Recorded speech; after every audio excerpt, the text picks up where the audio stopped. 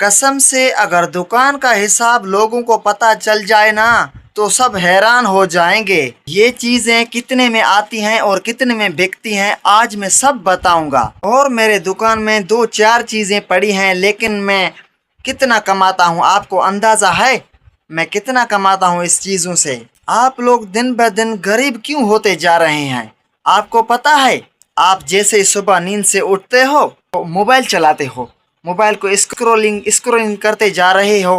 फर्ज करो आपने टिकटॉक पे 1000 रील देखा है, 1000 वीडियो देखा है, आपको एक भी याद है अभी तक? नहीं ना। क्या फायदा स्क्रोलिंग करने का? और दूसरी बात, अगर आपकी जेब में 500 पड़े हैं तो आप क्या करते हो? मोबाइल देखते देखते फिर घर से निकल के जाते हो बाहर और जाते हो होटल पर, तो 500 जो आपके जेब में पड़े हैं वो 500 तुम खर्च कर देते हो। क्या फायदा है इस 500 खर्च करने का?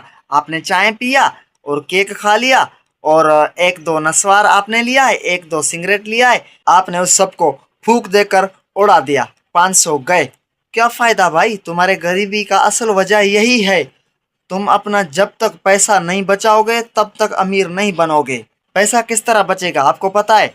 आपके अगर 500 जेब में है ना, 100 जमा करो डेली, हर दिन 100 या 50 जमा करते जाओ, जमा करते जाओ। अगर 10 दिन आपको होंगे ना तो आपका बनेगा 1000। 1000 में बहुत सारे चीज़ें आएंगे। होलसेल से कम रेटों में, कम कीमत में मिलते हैं ऐसे चीज़ें। कम कीमत में लेकर आओ होलसेल से और अपने घर में दुकान खोलो और भेजो।